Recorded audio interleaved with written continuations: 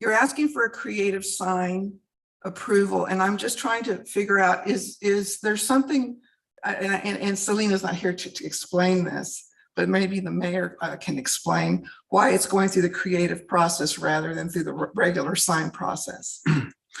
So let's go ahead and we have our city administrator who's actually in Houston for this week, but she's with us on Zoom. Go ahead, Marion. The reason is because it does not fit any of our criterias, and Old Town allows, when it doesn't fit any of the criterias listed in our code, it allows it to go through the creative sign process. When you say any of our criteria, I'm a little confused or concerned. Is it the size? Is it the location? Is it the color? It's the way it hangs on the top of the roof. Okay. So that's the biggest issue. That is, yes, ma'am. We don't allow, the way our code, that is not one of the allowed criterias, is the way it hangs on the roof. And so because it is an Old Town, it allows a different avenue to go through the creative sign because of that one criteria. Because of that one criteria. Okay. Yes, ma'am. Well, the sign to me is quite plain. I don't think it's that creative. So I guess that bothered me. One of the things I was looking at our ordinances and regarding the signs.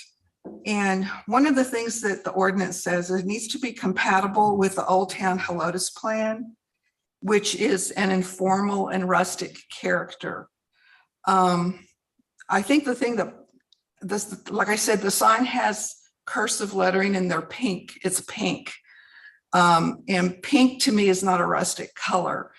Our sign ordinance actually in section 6611 says in D, says that natural colors are encouraged, basically to complement the surrounding areas, which are rustic colors are earth tones, greens, browns, grays, those kinds of colors. And that this sign, that just strikes me as just being clashing with the whole area of Old Town. We don't have anything hot pink out there. And excuse me. I'm sorry, I don't mean to interrupt. The only thing I do want to interject is that we cannot dictate color. We can encourage, but we cannot dictate. I'm strongly encouraging that we don't use this color, but I don't like the color and I'm going to vote against it because of the color, irrespective of the fact that it's a white sign with pink lettering. It doesn't go to me with the Old Town historic look. And so anyway, that's how I feel about it. I am looking at our ordinance that says natural colors are encouraged. Again, I'm not dictating. I'm just suggesting strongly that the color scheme just doesn't match with the Old Town in the way we envisioned Old Town. The other thing too, one other thing, it's the name. The name is what, Abby and Ashley. And that's all it has on there. And I wasn't even sure what it was. Is it a spa? I can answer that question. Well, can he answer it? Sure. He's a business owner. Yes, it's a women's boutique, and we do put clothing out there showing off that it's a women's boutique. Okay. That's it. So just a point before we move on to Councilman Sanders is that there's sometimes a lot of confusion about what constitutes creative. And so a great example of a creative sign would have been at Floor's Country Store. We got a kind of antique sign, and they do actually have a changeable sign on there to notify the bands, but it's done in chalk or paint, etc. So kind of a creative aspect on that. But as far as colors, of course, across the street, we have animal prints. I guess they are browns and blacks. But the patterns on there, again, one of the things we have to be careful of is not discriminating against colors, because we can't dictate, like you said, but just keep that in mind. Go ahead, Councilman. So I'm gonna take a different tack on this. So, and I get the neutral color kind of scheme, but the way that building is set back, the color that you're inheriting. So it's like a really weird aqua green blue. I actually think the cursive pink actually sticks out and allows somebody on the actual Old Bandera Road to actually see the sign more clear than the previous sign that was there with the previous owner. So I actually think it works. So as far as the creativity, I actually do think the cursive is kind of an interesting twist on it, because most everything is block. Everything is block. So to me, it shows a little bit of hometown style. No one writes cursive anymore. It's kind of old fashioned. I think it kind of fits in. As far as the architectural piece of it, again, I think it livens up the very boring color of the building that you're inheriting. And sometimes I think simple is creative too. And again, all this is a little bit subjective. So anyways, I think I could support this. Correct me if I'm wrong, sir. You did paint all three buildings in that area the same color, correct? Correct. And that was kind of a needed updating of colors, so kind of group them all together. They belong, but yet they're separate. Yes. And you also added some kind of old style picket fencing around there as well too, as well as cleaned out a significant amount of brush to enhance the overall appeal of the general area there as well too, correct? Yes. So can I ask one more Sure, question? sure. Well, so I didn't know that as a fact. So was the concept to have that color, knowing that you were going to have kind of a white sign and for those letters to kind of pop out for people to see it from a distance? Yeah, we felt that the cursive and the color would stand out on a plain white background. To me, it feels like a mom and pop's kind of style sign, right? And I agree, it's not rustic. I'm not going to debate that, but I see it create a creativity in a different kind of way with the sign. I think I can support that. Let's go to Marion right now. Go ahead. Yeah, I apologize. Councilman Massey, I was incorrect. We can dictate in Old Town, we read the code that you're describing, and because it's a historic district, we can dictate color to be the earth tones as listed on there. So I was incorrect on that, and I wanted to correct you. You were correct on being able to say about the color. Thank you. Okay, let's go to Councilmember Solons. So the same question came up at P and Z that Councilmember Massey had, because I think the picture in our packet just shows the porch and the sign. And to try to envision that every time this business is open, there's going to be a creative mix of all kinds of product on the porch that is going to tie in with the sign and pop with the sign. And anybody driving by there at a glance will see the sign and say, okay, that's where it's a women's clothing boutique. So I think it's a little bit hard to see it again in the packet, and that may have been where some of the confusion lied. And I am supportive of this sign. The previous tenant had was also a boutique and had kind of I don't know if that was a creative sign process for that sign, but the signs are different, but they have quite a few similarities. That's all I have. Councilman? I have nothing to add. Okay. I have nothing to add either. Okay. It's good to know that we can dictate this, but it sounds like some of my colleagues are fine with hot pink in the historic district. I'm not, but that's basically the biggest issue for me is the color of the lettering. The lettering is actually kind of nice, but I would pick a different color for that. I'm more of an earth tone. Anyway, that's where I stand. Well, one comment on we do have some eclectic shops in Old Town in a variety. There doesn't seem to be two of anything, except for now the Cheetahlish store has a Cheetahlish 2. But they are also connected. But outside of that, there isn't nothing that is, there's nothing cookie cutter about Old Town, that's for sure. Well, without any further discussion, we'll put it to a vote. All in favor of approving item number 8 as written, say aye. Aye. All Nay. opposed, say nay. Nay. Motion carries 4-1. At this point, we'll move to item number 9. And we're looking for a motion and a second to discuss and take action on item number 9 as written. So, Mr. Mayor, I move that we discuss and take action on agenda item number 9. Motion by Sanders, second by, I'll second. okay, Merchant. Councilman Sanders? So I kind of went down through. I mean, I think this one's a little bit less contentious. So my only question is, so I'm more concerned with the size of the sign. And again, I don't think I can dictate the sign because it's not over, and you're not asking for a variance or anything. So it is more creative than the last agenda item. But was there any thought of making that a bigger sign?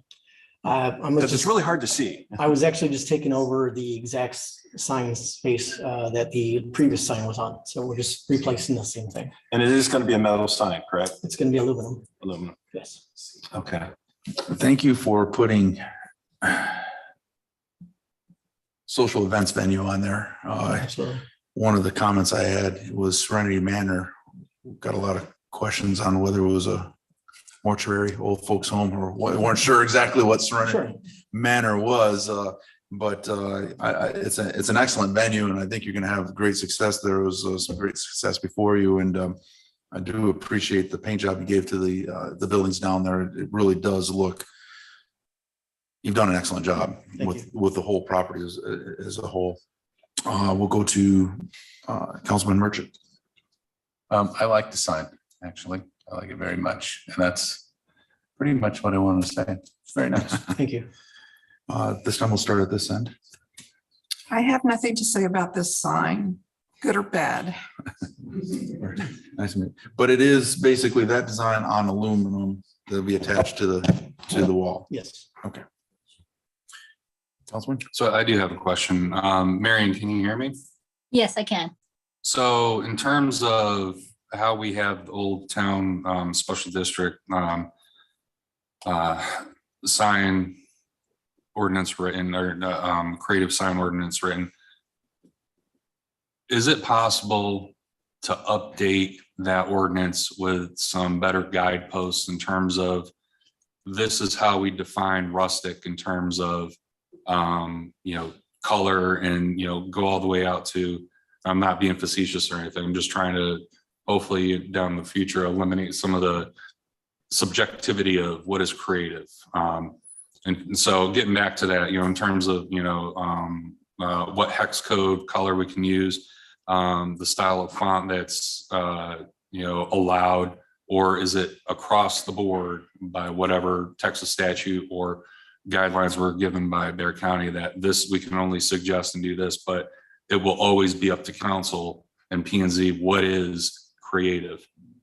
So we can, to a certain point, so state statute works on the non-historic or non-art district. Since this is a historic district, we are allowed to dictate certain things such as color, such as style, and so forth. So we could go in there and give at least examples of what a rustic or what the look needs to be for Old Town for future, any future signs once that code is passed.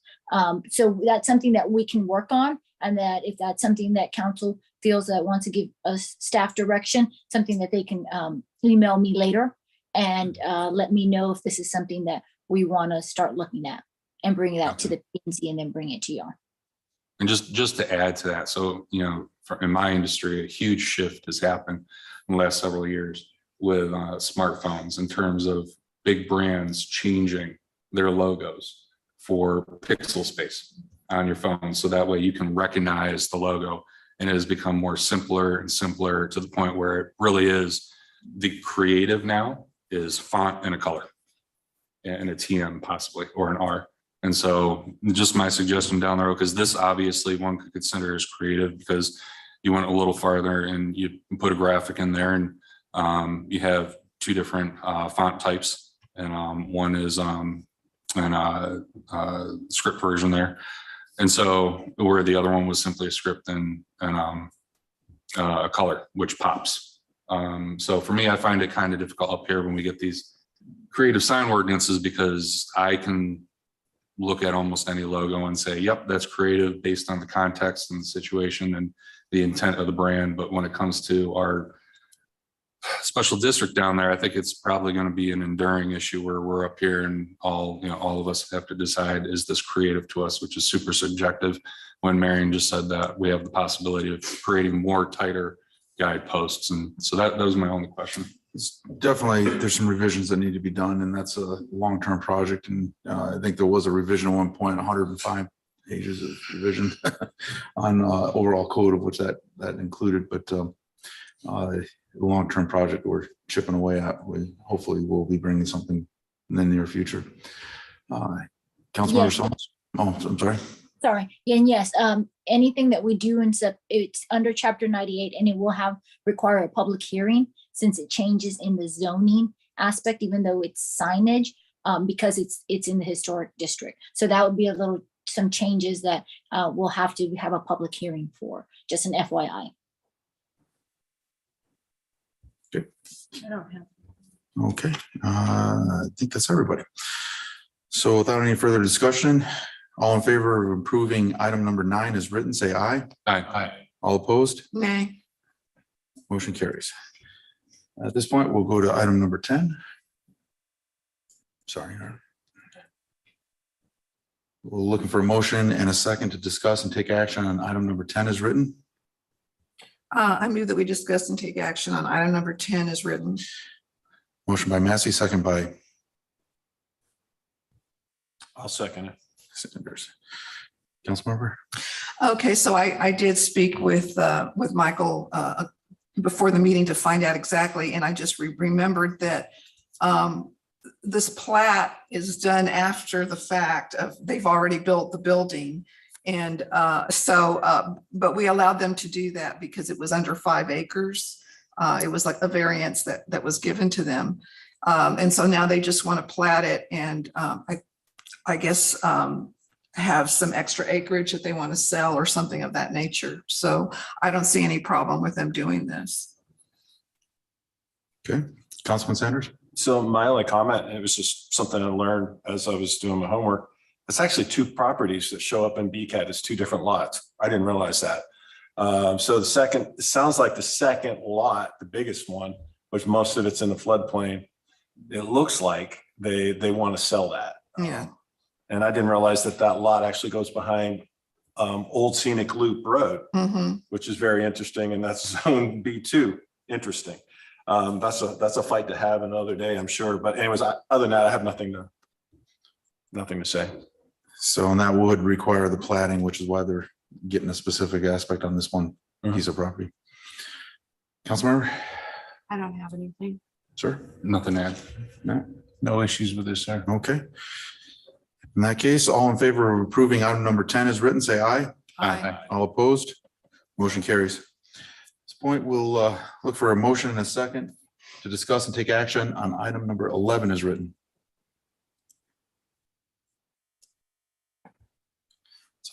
Bunch of favorites here, huh? I move. Greg, you gonna jump on that? and Take action on agenda item 11. Thank you. Sanders, Jen, you want to second that one? I'll second. Second, Massey? Okay. Sir?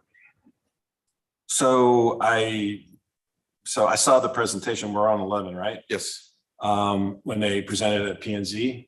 I'm excited. My son has already graduated and has moved on. So, but he went through O'Connor. He didn't go through any of those programs, but that's kind of what O'Connor's known for. So upgrading some of the ag stuff, welding shop, the dining stuff. Doesn't look like it's going to have any real impact on traffic or anything to the city. I will ask this though, I don't know if anybody's here from NISD, were they planning to make a presentation, sir? Did you have a presentation? just the presentation that was there. Right. Okay. Uh, Do we, go ahead. I don't need the presentation, but my colleagues may if that's all I'm offering it up. One quick question I know on this, is there any anticipation of, some certain schools through NISD end up being, magnet schools and they ship kids from all over the city because they apply? And are they anticipating a whole additional number of students? Sorry, No problem. I represent NISD. Okay. My name is Leroy San Miguel. I'm the Assistant Superintendent for Facilities and Operations for Northside. And to answer the question is, not really. Okay. Right now, we have the magnet, the same structure. They apply to attend to the magnet school. And so there's a vetting process, and there's an allocation and things of that nature. So it will continue the same way. That's not going to change. We have a teacher here in one of the schools and health careers, and so we have students that ship over there. Just another magnet. On how many we were gonna, if they anticipated very many, or if the bulk of the students are anticipated to come from actually the O'Connor district. Primarily, but magnet school, as it is with health careers, is open to all kids within the north side, and some from outside as well. So it's the same concept that we have at health careers, at Warren, CCA, and various other magnets. And we actually, over the last couple of years, have had a decrease in student count at O'Connor, correct? Not much. So We're pretty much capped out at, and we have to cap them out because of space allocations, facilities that we need. Obviously, and this is one of the reasons that we're trying to do this, is to encourage more students to be able to apply for the school. Right. So I know the P&Z had asked about increase in population. Mhm. And my answer was, it's not anything significant because we have to cap the students. We only have so much room for the students. So it will My not increase. daughter graduated 2 years ago, a class of 800, and my son's got a class of the high end of 600 or so there's been some decrease in class size overall, They're which big. could make allowance for any additional Correct. students come in without And obviously we're negligible income impact. we're literally maxed out at O'Connor because Excellent. we just have physically don't have enough room to accept any more students. Excellent. Once this is built, I'm sorry. My turn. You're right here. I'm sorry. Councilmember? That's a good question, because I was going to ask that. Once these 5 buildings are built, and you said you're pretty much capped at O'Connor, Pretty much. then are these just going to be for the students that are already coming? Yes. So there's one new program, very excited from the Northside perspective. This is a new program that we're going to interject in terms of the kids will learn how to cut meat. So it's a meat processing. So the center building, that's the administration, and the meat science building, one of the 4 buildings that's being proposed out there, is a new program that we're going to actually start sometime in next physical year. And so that's a new program that goes into the program. I hope I answered your question.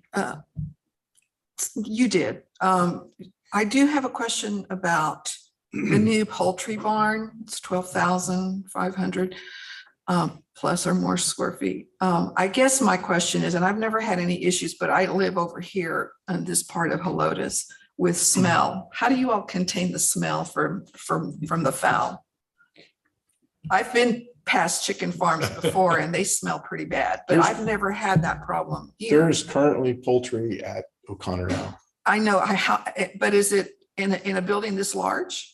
It's half of the building. The students, there's a demand for more poultry, something, because you can't raise chickens in an apartment building. Right, of course. So the idea is to expand that. So half of a building, barn end, is already poultry. It's turkey and chickens. Yeah. So, and we're doubling that and then taking and giving back to. And the kids are in charge of making everything, keeping things clean. They keep things very clean. I mean, they have a process they follow. They do a really good job doing that. Yes, there are animals. Because like I said, I've never had any problems, but I don't live like in Ironhurst Canyon, which is kind of, I don't know which way the wind is going to be blowing, but has anyone ever smelled anything from O'Connor? I haven't.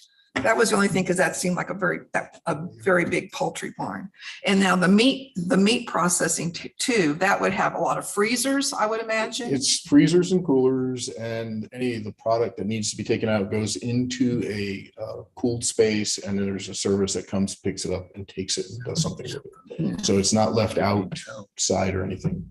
Okay, Uh, that's all I have. Yeah, along those lines, we were involved with the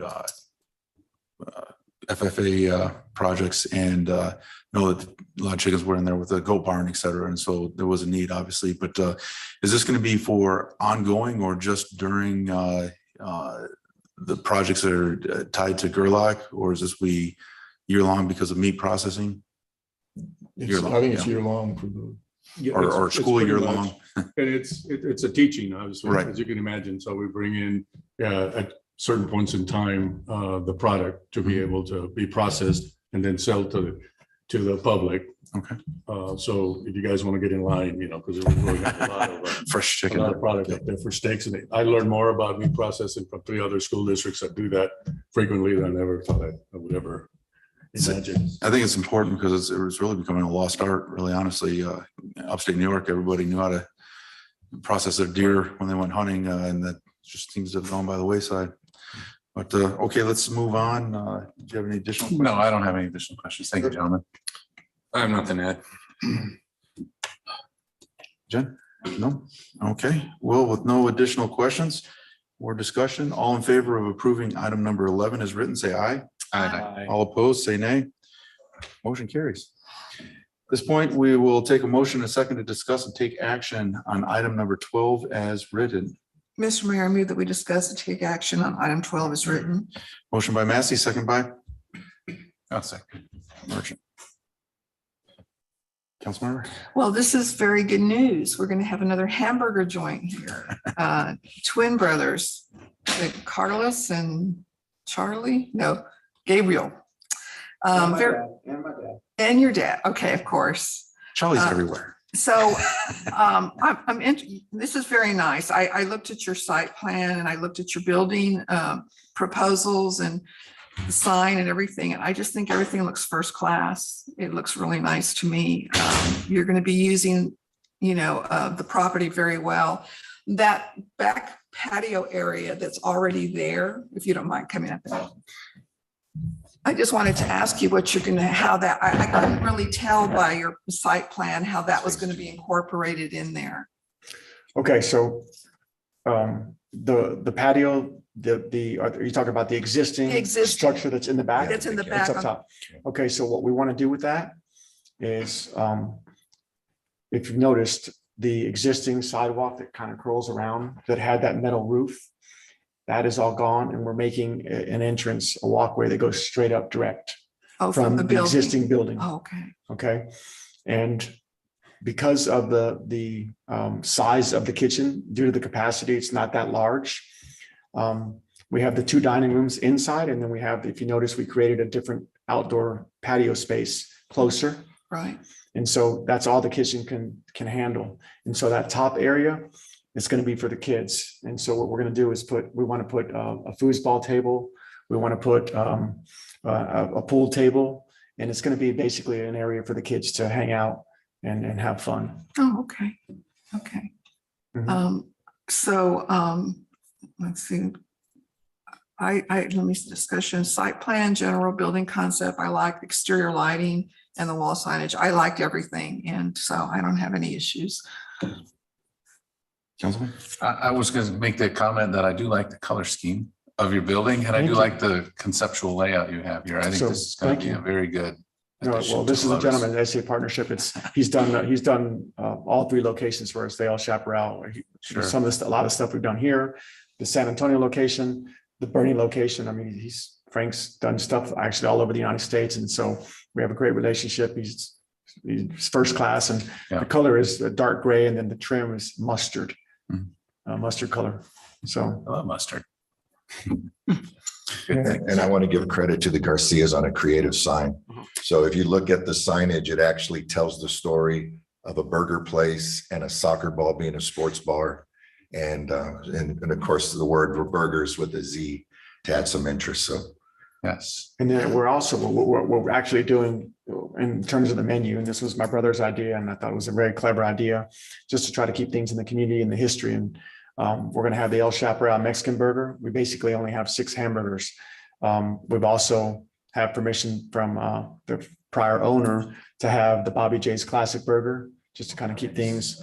And then we're also going to have, I've talked to Mark, the John T. Flores Bacon Burger. And then I've talked to Byron at Elf Hardware. We're going to have the Elf Hardware Chili Burger. And then we're going to have the Helotes hamburger as well. Couldn't So be we're just the trying to- chainsaw burger. Yeah, exactly. So, Sounds great. Yeah. Classy move, sir. Mhm. thank you. Jen? Craig? Just one thing. So I noticed you guys aren't including a monument sign, which you guys are clearly authorized.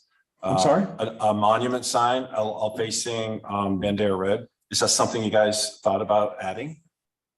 So actually, what we did is we took down the other sign. We felt like the other sign was in the way, blocking the building. And then, so if you notice, we have a pergola, kind of a structure that goes up that Frank came up with. And we decided to put the logo on the front facing Bandera Road, and then on the side, so that people, when they're coming, heading that direction, I you see it. just want to throw that out there. You guys are authorized to put a monument sign if there's a right place to put it. Right.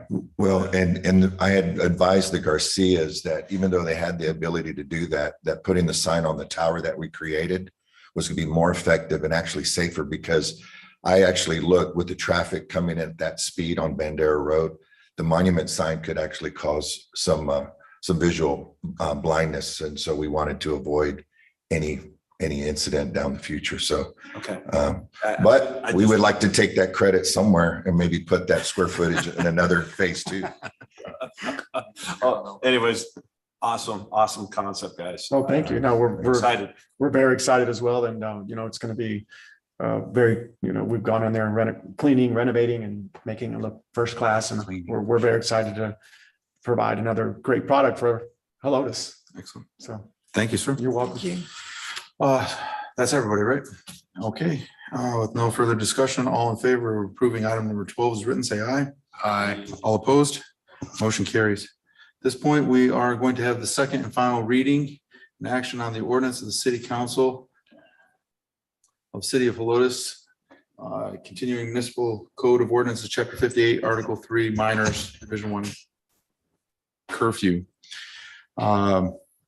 Marion, on this is a second final reading. We still need a motion and a second because we're taking action, correct? Right, So you'll need a motion this time to actually, take a motion and a second.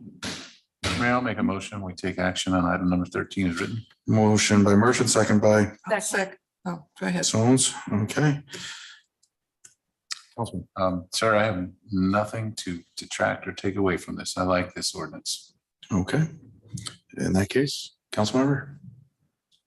As discussed in a previous council meeting, I read the ordinance. It is well thought out, includes all kinds of different scenarios, including for home educated students, and I have nothing to add. I recommend it passing as written. Okay.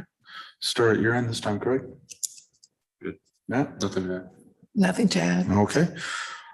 All in favor of approving item number 13 as written, say aye. Aye. All opposed? Motion carries. This brings us to item number 14. Looking for motion and a second for action on the second and final reading of the ordinance of the City Council of the City of Helotes, Texas, amending municipal code of ordinances, chapter 2, administration, article 5, planning and zoning commission by revising the membership composition and associated number requirement for quorum. Motion by Mr. Mayor, I'll make a motion that we take action on item 13 as written. It's Or 14. 14. Sorry, excuse me, item 14 is written. Sure, and second by I'll second that. Matthew. Go ahead, sir. A few of these clerical items looked like they were cleaned up, which is good. And in the name of quorum and accomplishing city business, I find this to be a good move for us. And that's what I'd like to say. I have a question about the effective date of this. I know if we pass it, it's signed for today, but when is it going to go into effect? Because right now we have there will be, well, right now there's 8 people on P and Z, correct? After the election, there will be 7. So when is this gonna, So we have reappointments that happen at the first meeting after everybody is sworn in. And at that point, the second, commensurate the with second the meeting second in meeting May? in May, correct? And commensurate with that annual reappointment is when we'll shift to 5 members. Okay, So go So effect basically, June. we're finishing out this term with the 8, and this will start with the new appointments. okay. Because it doesn't say that on here. That's why I was just wondering how this was gonna work. Yeah, right. It's in the code. Every 2 years, we do reappointments. So this was the proper time to bring this, since reappointments will be occurring in May, and it goes effective June 1st for the first P and Z meeting in June.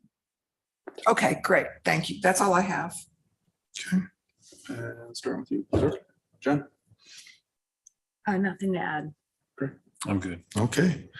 In that case, all in favor of approving item number 14 as written, say aye. All opposed? Motion carries. And I believe we can get back here just to verify. And that is everything. We thank everybody for coming and your input. We are adjourned. The time is 7:48. Goodbye, everyone.